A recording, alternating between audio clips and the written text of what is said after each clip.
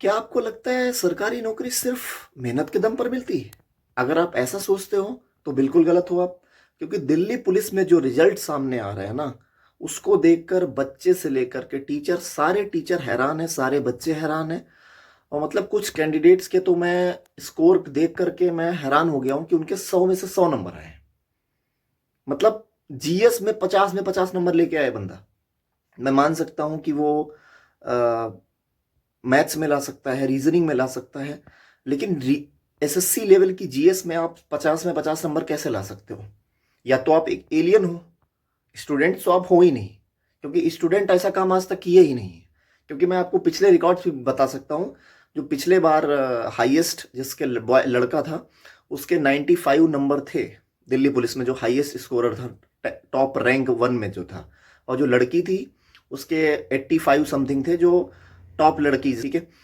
तो मतलब एक तरफ वो बच्चे हैं जो सालों से लाइब्रेरी में बैठकर आंखें फोड़ रहे हैं, और दूसरी तरफ ये मिरेकल स्कोर्स जो मतलब हर एक बच्चे को तंग कर रहे हैं, और हर एक टीचर को एक सदमे में जैसे डाल रहे हैं कि मतलब जो बच्चे इतना मेहनत करते हैं और जो बच्चे इतना सालों से लगे हुए हैं, उनकी मेहनत पे ऐसे पानी फेरा जा रहा है कि मतलब क्या बोलूं मैं।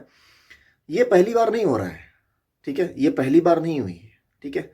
ये हर दूसरी भर्ती में पेपर लीक होता है, जिसमें इस तरह की ज़्यादा वैकेंसी वाली जो वैकेंसी होती है, उसमें इस तरह की न्यूज आती ही रहती है, ठीक है। और क्या ये टैलेंट है या सिस्टम की धांधली है, ये मुझे समझ में नहीं आता है। और क्या हमारा सिस्टम इतना वीक हो चुका है कि एक मिडिल क्लास बच्चा जो दिन रात एक करता है, और वो सिर्फ एक नौकरी को लेकर सीरियस नहीं होता है, एक नौकरी के लिए वो दिन रात एक नहीं करता है, बल्कि अपने पूरे परिवार का सपना अपने कंधों पे लेके एक सपना सा ढूंढता है।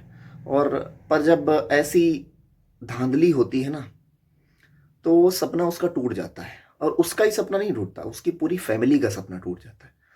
तो ये सवाल पूछना होगा हमें। और दिल्ली पुलिस के जो एग्जाम हुए हैं 18 दिसंबर से लेकर के 6 जनवरी तक, जो भी शिफ्ट में एग्जाम हुए हैं, सारे एग्जाम्स में आपने देखा होगा कि टेलीग्राम पे लगातार ये पेपर बिक रहे हैं। मतलब हर टेलीग्राम चैनल पे वो पेपर भाग मतलब दौड़ रहे हैं, ठीक है। एक जगह से दूसरी जगह, दूसरी जगह से तीसरी जगह ऐसे ट्रांसफर हो रहे हैं, ताकि हर बच्चा नकल कर ले, हर बच्चा धांधली से सिलेक्शन ले ले, ठीक है। और 10 से लेकर 12 लाख तक रुपए की डिमांड हो रही है, और 10 से 12 लाख में नौकरियां खरीदी जा रही हैं। दिल्ली पुलिस जैसी नौकरी की मैं बात कर रहा हूं।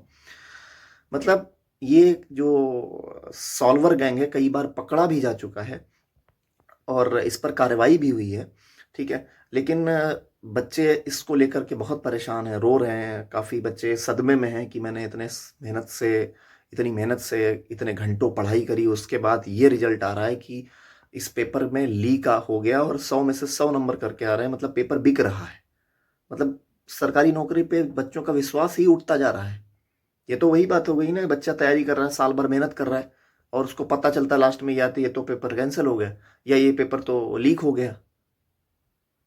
तो जो बच्चा सच में मेहनत कर रहा होगा, उसको तो डाउट होगा ना, वो परेशान होगा। जो इस पेपर धांधली में शामिल नहीं होगा, वो बच्चा तो मर जाएगा ना, उसके सपने तो टूट जाएंगे ना, वो तो खत्म हो जाएगा ना बेचारा। जो साल भर मेहनत किया, वैकेंसी का वेट किया, अब जाके उसका अच्छा स्कोर अगर मान लो करके आया है, वो बच्चा क्या करेगा? वो अपने पेरेंट्स से कैसे बात करेगा?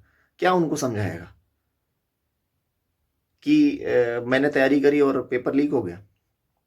शायद उसके बाद जब वो पेपर अगली बार दे, ये पेपर लीक हो, उसके बाद दोबारा पेपर कराया जाए, अभी तक तो पता नहीं, लेकिन मान लो कराया जाए, तो उस बार वो अच्छा सिलेक्शन ना कर पाए, अच्छी तरीके से तैयारी ना कर पाए, वो परिस्थितियां ना हो। क्योंकि हर इंसान की लाइफ में उस टाइप की परिस्थिति हमेशा नहीं रहती है।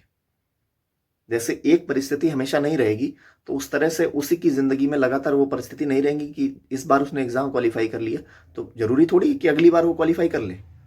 तो उन बच्चों पर भी बेचारों दया आती है कि वो बच्चे जो इन मामलों में भी संलिप्त होते हैं, जो बच्चे मेहनत किए वो भी फंस गए, और जो धांधली किए वो तो है ही है, ठीक है। तो इनमें दो सेंटर्स हैं, जैसे जयपुर हो गया, नोएडा हो गया, इन पर ज़्यादा धांधली के केसेस हैं। मतलब उस पर जो है ज़्यादा धांधली के चांसेस है, वहाँ से ज़्यादा धांधली हुई है। मतलब पूरी साल बच्चा तैयारी कर रहा है, हार्डवर्क कर रहा है, उसके बावजूद ये सारी चीज़ें हो रही, मार्क्स नहीं। अब बच्चे बोल रहे मार्क्स नहीं, क्या बोला जाए यार। मतलब जिनके पास मतलब पैसे नहीं है, लाइब्रेरी जाने के पैसे नहीं है, कुछ बच्चों के पास खाने का पैसा नहीं, किराए का पैसा नहीं, रेंट देने का पैसा नहीं है, उन बच्चों के पास मतलब उन बच्चों के साथ क्या हो रहा है यार? कोचिंग्स मतलब कोचिंग सही से कोचिंग ज्वाइन करने का मौका नहीं है, पैसा नहीं है।